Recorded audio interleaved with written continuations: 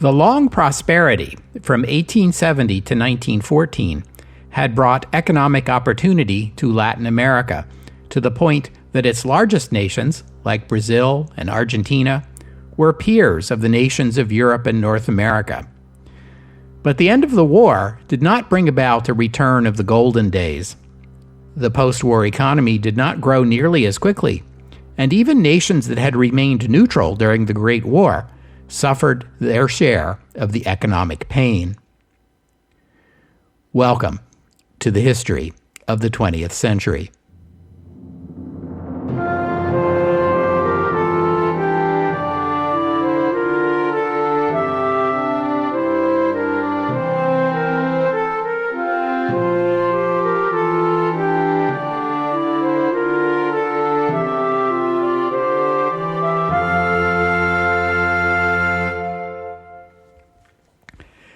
Episode 201, 1919, Latin America.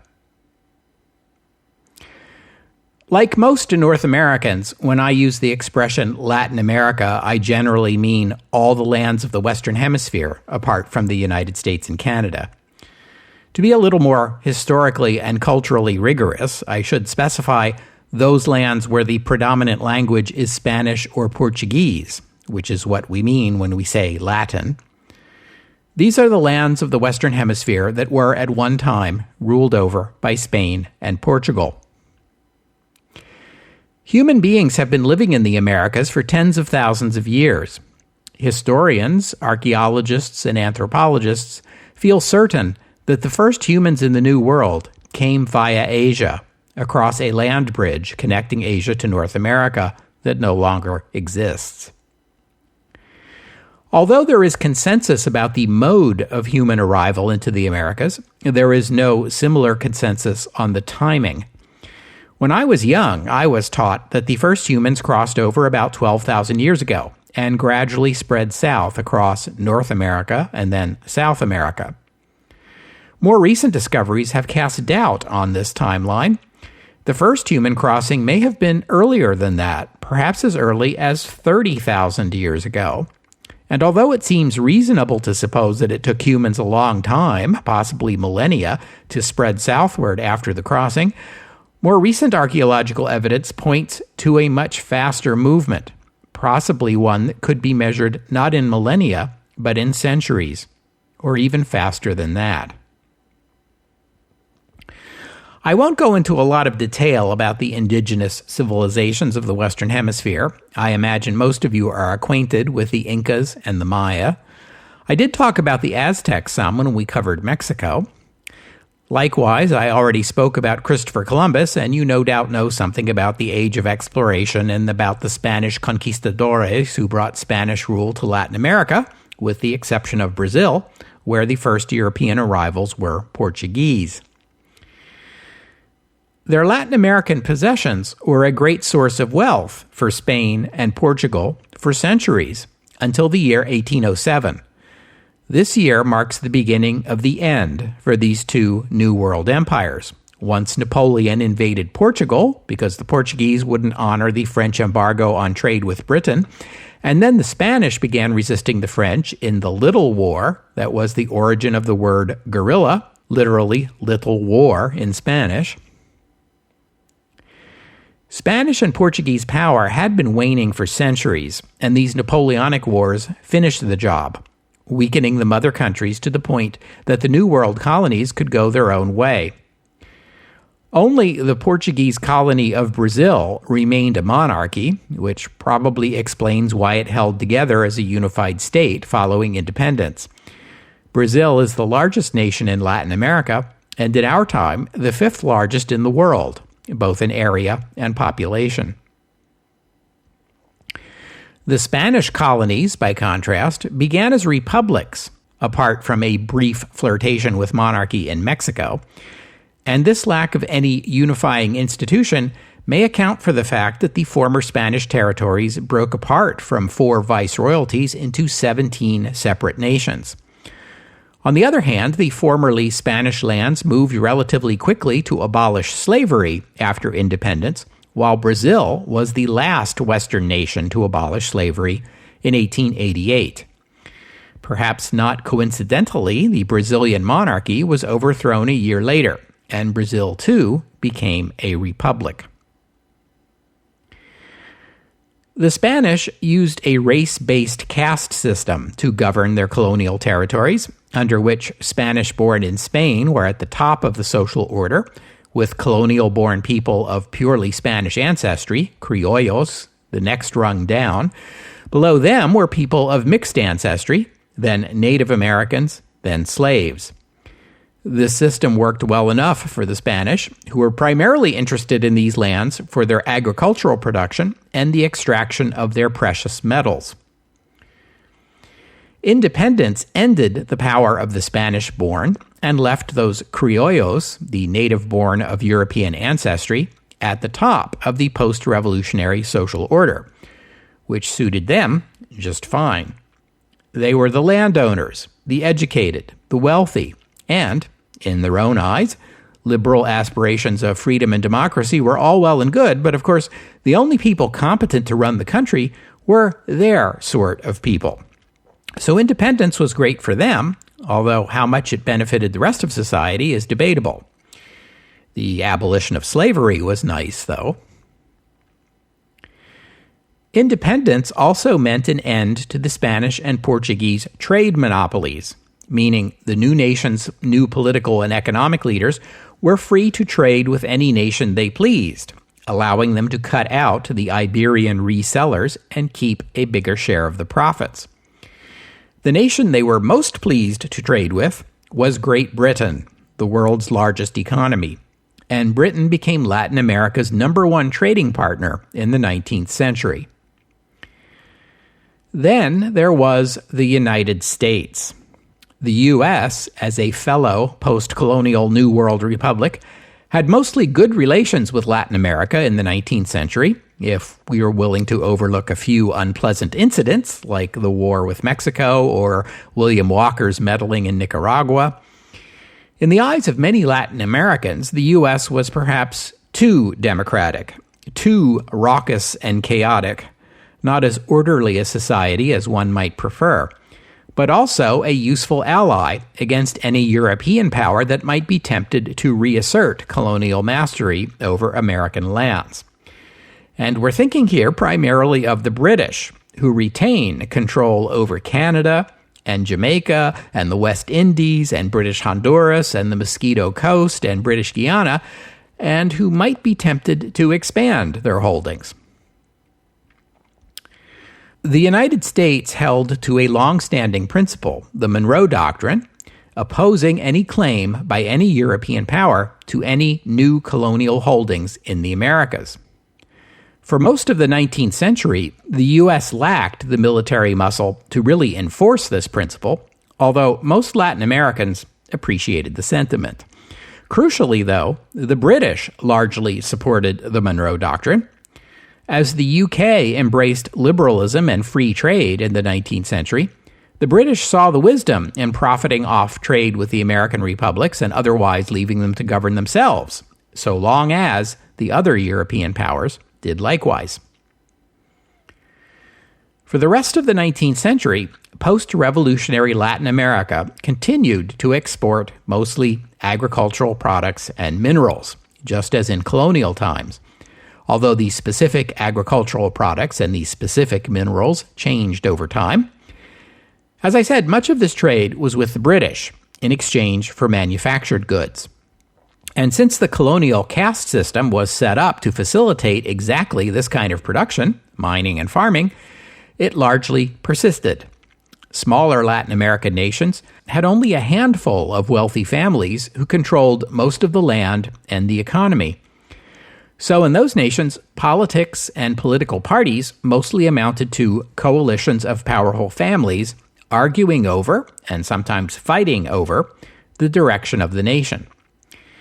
And since the military was one of the only truly national institutions in these new nations, military rule became a common occurrence. It was different in the largest and wealthiest nations, where there were many landowners, and the governments here more closely resembled representative democracy, I'm thinking here particularly of Brazil, Uruguay, Argentina, and Chile. The exception to this rule being Mexico, where the Porfiriate governed over the final decades of the 19th century, as we have seen. The period from 1870 to 1914, the Second Industrial Revolution, the Belle Epoque, was a period of rapid economic growth and booming international trade. And these Latin American countries found ready markets for their exports. It was also an era of large-scale emigration from Europe to the Americas. The United States received the lion's share of these immigrants, but the U.S. was not the only American nation to experience an immigration boom. Immigrants from Spain and Portugal tended to prefer Latin America as a destination for obvious reasons, but these countries, again especially Mexico, Brazil, Uruguay, Argentina, and Chile, got their share of German and Italian and Eastern European immigrants. Many of them were experienced factory workers who formed a nucleus of potential workers for newly developing industry in Latin America. They also brought with them European ideas like anarchism and socialism and labor unions. By the beginning of the 20th century, these large Latin American economies were wealthier than ever. Remember the South American dreadnought race, episode 41? Brazil and Argentina and Chile were rich enough to afford the most feared weapon of the day, the dreadnought battleship. The wealthiest Latin American elites sent their children abroad to be educated and themselves hobnobbed on equal terms with European aristocracy and the U.S. plutocracy. Remember the Brazilian coffee heir and aviation pioneer Alberto Santos Dumont? Remember how Václav Nijinsky and the Ballet Russe performed in Brazil and Argentina in 1913?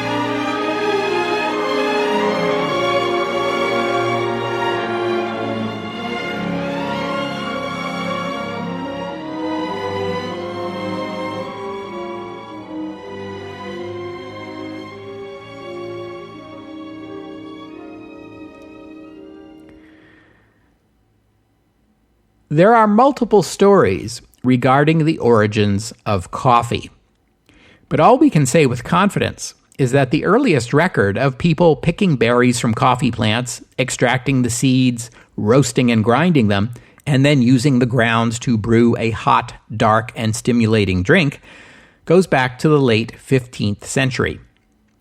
By that time, Arab traders were importing coffee from Ethiopia into Yemen. Coffee quickly spread from Arabia into Egypt, Turkey, and North Africa in the early 16th century. It reached Italy by the late 16th century and spread across Europe during the 17th century.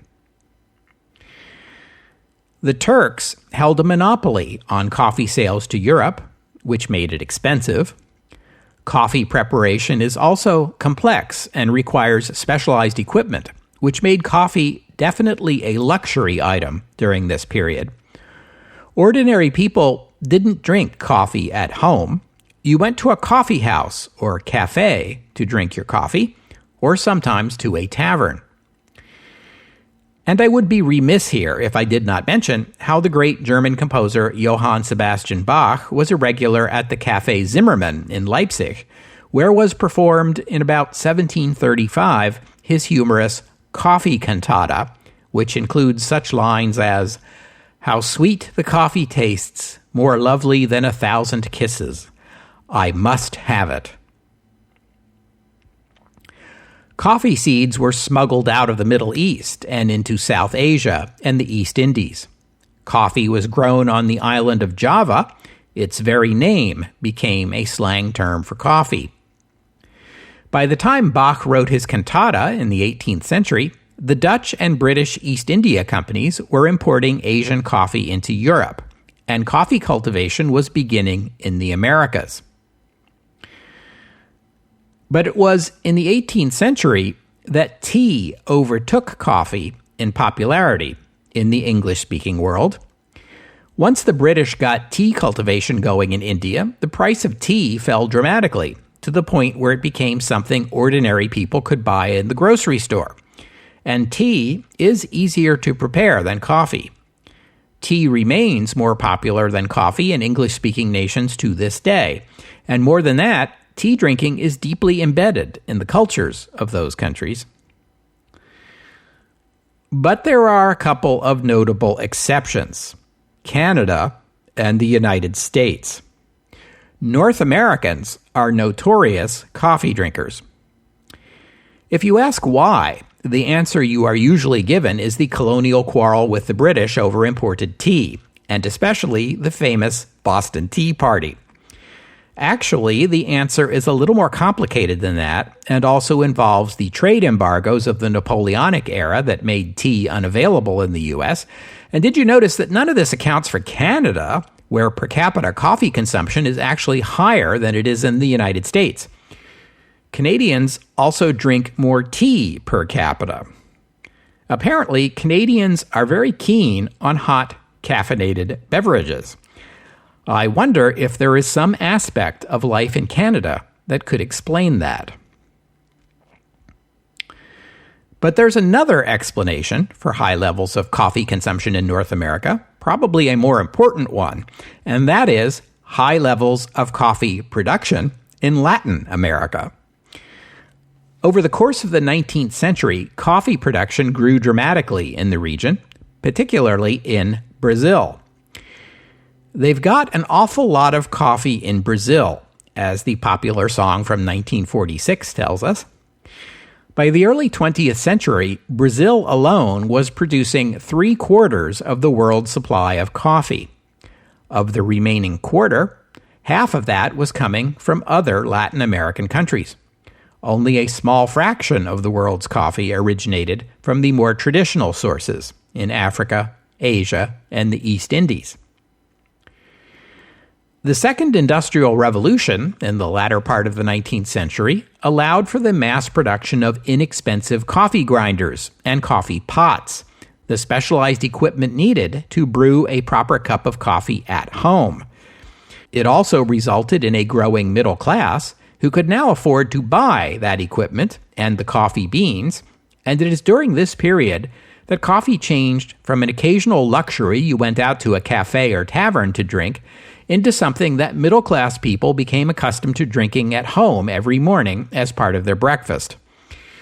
And a funny thing about coffee, once you become accustomed to drinking it every morning, you don't want to stop.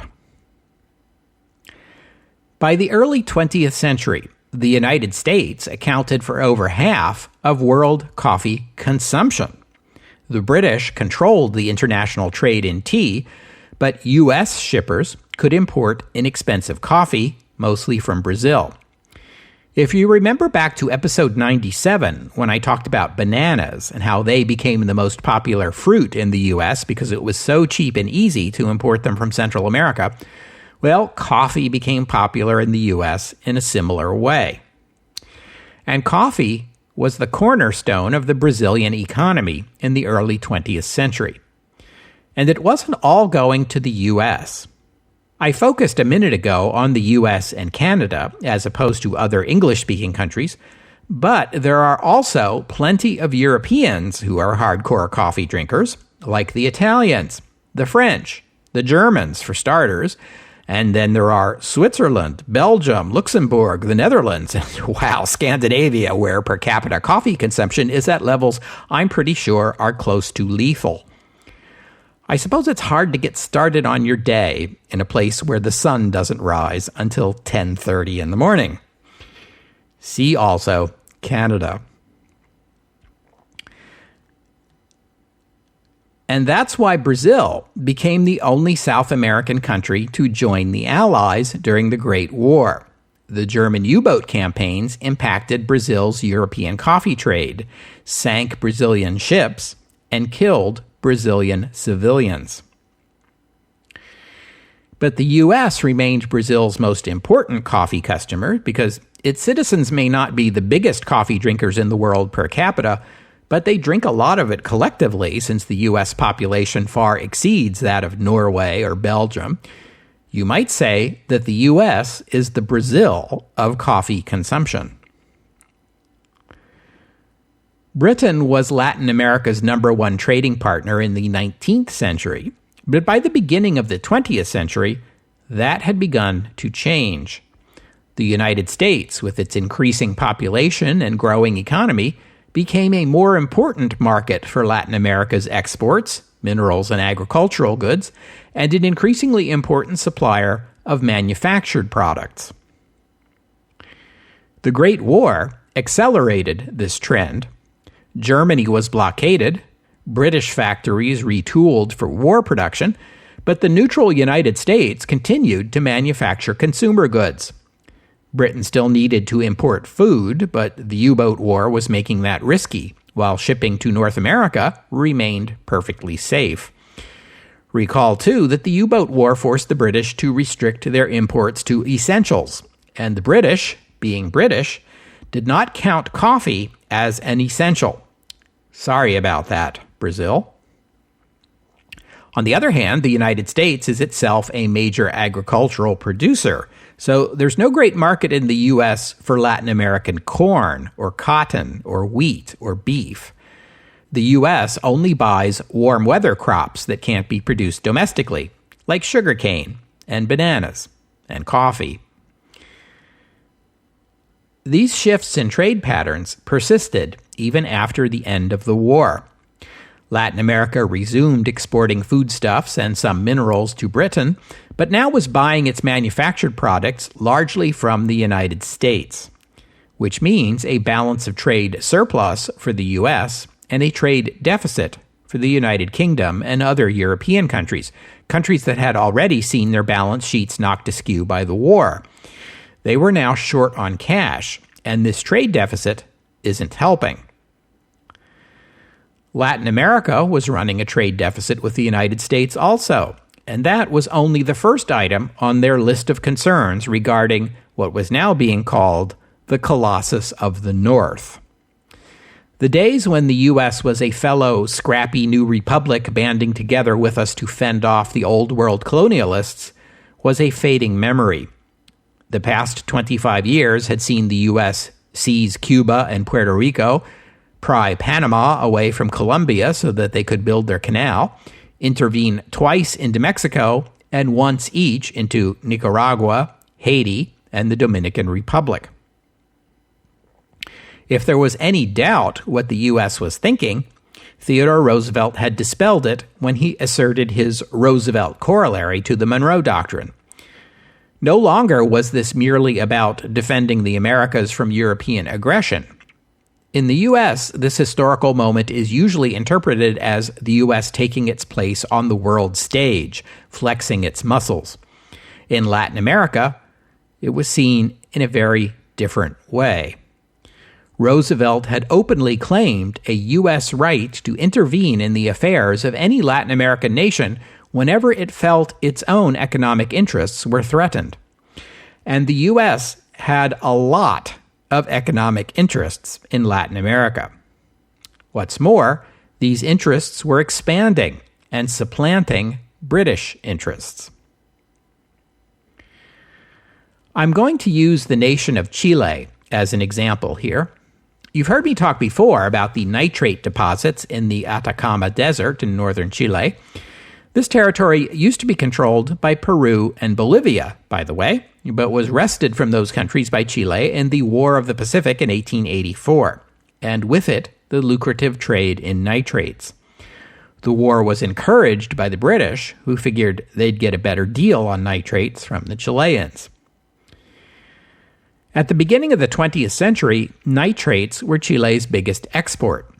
Nitrates were used as fertilizer and as an ingredient in explosives, the market for which was booming. Sorry, I couldn't resist. Most of Chile's nitrate trade was with the British. British interests bought 3/4 of Chile's exports, and Britain provided half of Chile's imports. This is a level of trade dominance comparable to what you would expect to find in a colonial holding.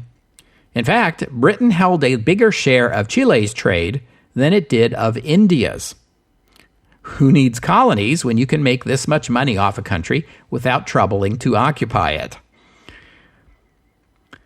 But the early years of the 20th century saw everything change for Chile. The construction of the Panama Canal meant that ships moving between the Atlantic and the Pacific no longer had to travel around South America. Countries like Chile and Peru, Argentina, Uruguay lost revenue from providing port facilities to passing ships. And especially important for Chile was the German chemist Fritz Haber's invention of a process for manufacturing artificial nitrates, which he developed in 1913, episode 108. In the short run, the Great War would disrupt world trade, including Chile's nitrates exports. In the long run, over the next 25 years, the market for Chilean nitrates would dwindle away to nothing because of the Haber process. But this was not the end of Chilean mining. Chile also had copper deposits. And by the early 20th century, American corporations, notably the Anaconda Copper Company, began investing in copper mining in Chile, among other countries. But Chile, like many other countries, would soon discover that doing business with the U.S. corporations was different from dealing with the British. The British liked to buy your exports and ship them away on their own ships to resell to other countries. British bankers liked to offer loans and sometimes even purchase interests in local businesses. But though the United Kingdom may have invented capitalism, the United States perfected it. This was the era of what at the time were called the trusts, although in our day it might be better simply to think of them as large multinational corporations. U.S. corporate leaders, notably Gustavus Swift of meatpacking fame and steel magnate Andrew Carnegie, pioneered vertical integration, the business arrangement under which the whole supply chain is controlled by one corporation. Why own just the railroad that carries the iron ore and coal to the steel mill, for example, when you can also own the mines and the mill? We saw one example of this when I talked about the banana trade.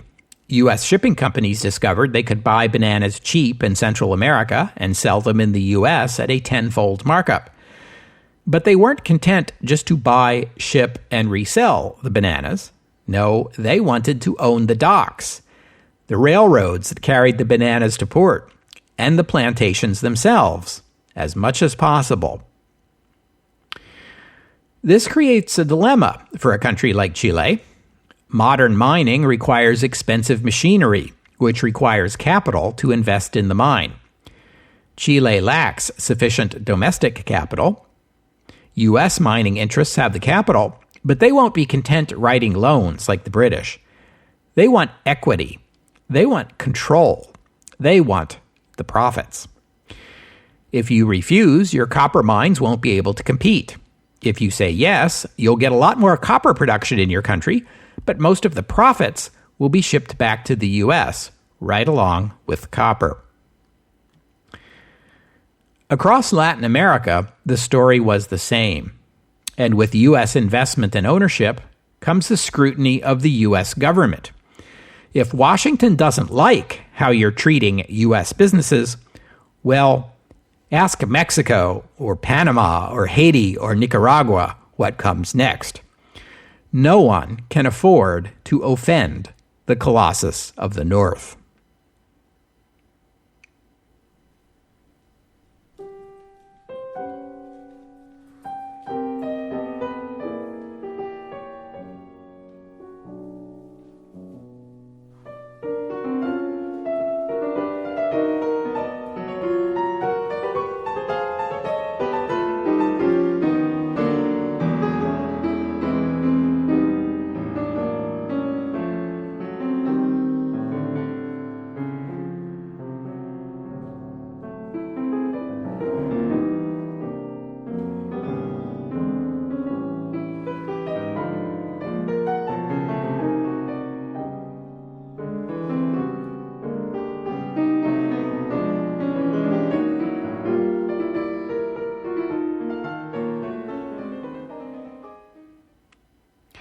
Before I finish today's episode, I should say a few words about some of the other major Latin American nations.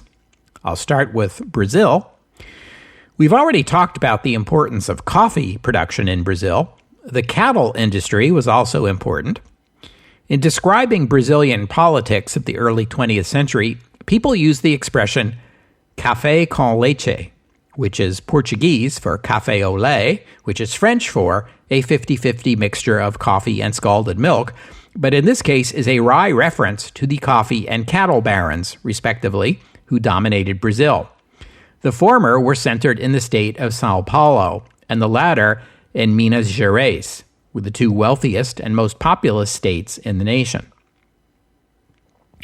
This is not to suggest that the two were equal in importance. Coffee was a much bigger industry, or that coffee is only grown in São Paulo, or that cattle is raised only in Minas Gerais.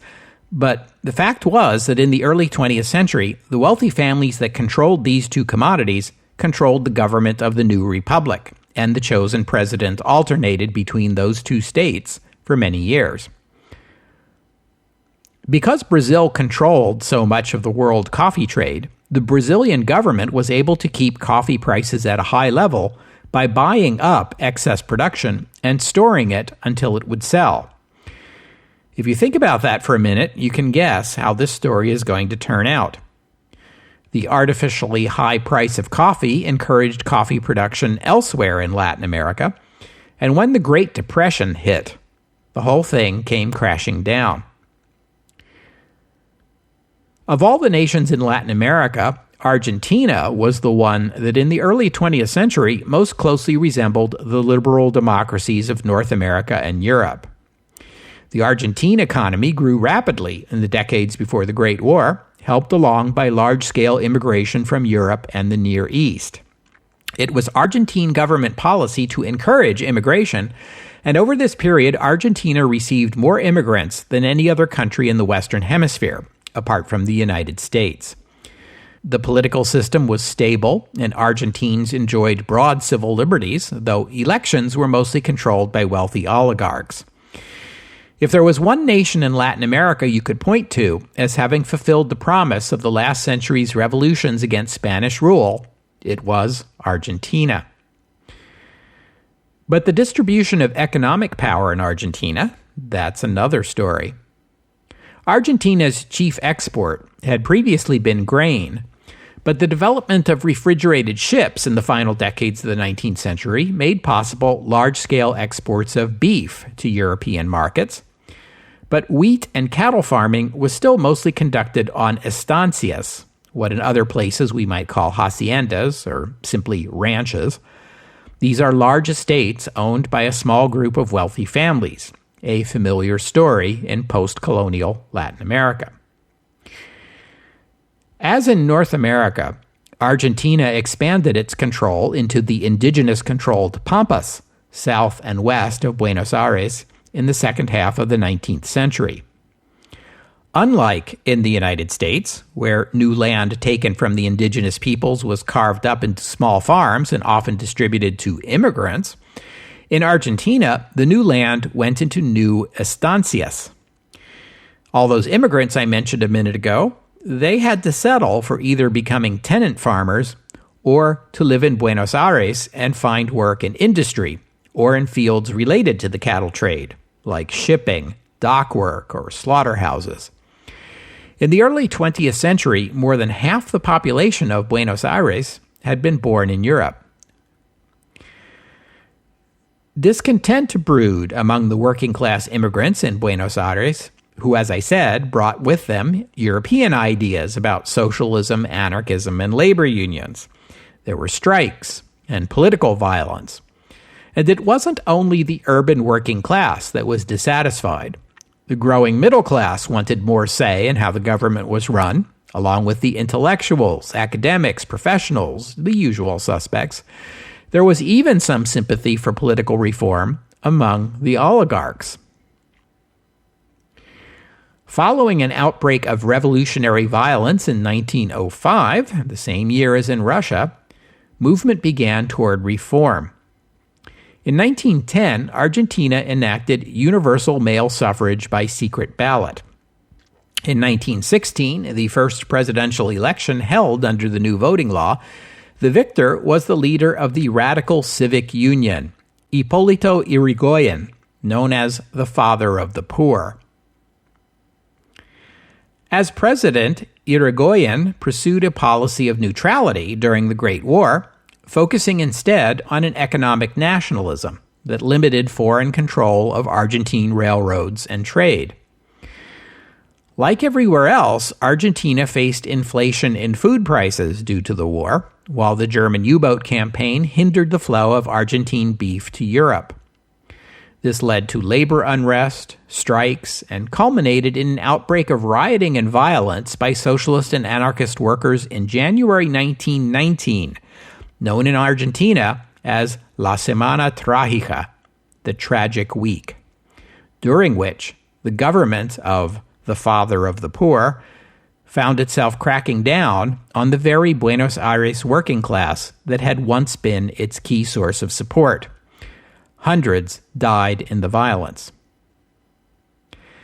Happily, the end of the war led to a decade of economic growth during the 1920s, and wage increases soothed the discontent of urban workers, at least until the coming of the Great Depression.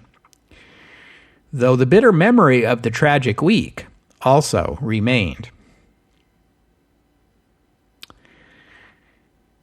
We'll have to stop there for today. I thank you for listening, and I would especially like to thank Joey for making a donation. And thank you to BT for becoming a patron of the podcast. Donors and patrons, like Joey and BT, help cover the costs of making the show, which in turn keeps the podcast available free for everyone. So thank you all for that. If you'd like to become a patron or make a donation, just visit the website, historyofthe20thcentury.com, and click on the PayPal or Patreon buttons. And let me remind you that the website also contains notes about the music used on the podcast. Some of it is my own work. Some of it is licensed. But most of the music you hear here is free and downloadable. So if you hear a piece of music on the podcast and you'd like to know more about it, that's the place to look. And I hope you'll join me next week here on the History of the 20th Century as we turn our attention to Mexico. Mexico stayed neutral during the Great War as it sorted out its internal struggles, and we'll get caught up on that next week here on the History of the 20th Century. And one more thing. Václav Nijinsky and the Ballet Russe may have toured in Brazil and Argentina in 1913, as we saw in episode 45, but South America wasn't only importing European dance. In the late 19th century, a new form of music and of dance originated among the urban poor of Buenos Aires and across the river in Montevideo, Uruguay. Called the tango, it had its roots in traditional Latin American culture, but was influenced by the cultures of former slaves and all those immigrants from places like Italy and Eastern Europe. In the final years of the Belle Epoque, the tango had reached Paris and New York. The war interrupted its spread, but afterward the craze picked up right where it left off. It spread rapidly through the newer media of phonograph records and motion pictures, and, like the waltz before it, the older folks disapproved, criticizing the dance as too sexy. The tango craze peaked during the Roaring Twenties, and the dance later went out of fashion, although the tango has never disappeared and occasionally experiences a revival. In our time, it's considered a standard form of ballroom dancing, along with the waltz and the foxtrot. By the way, the foxtrot first appeared in the United States in 1914, and it is related to the development of jazz, a topic we shall soon explore.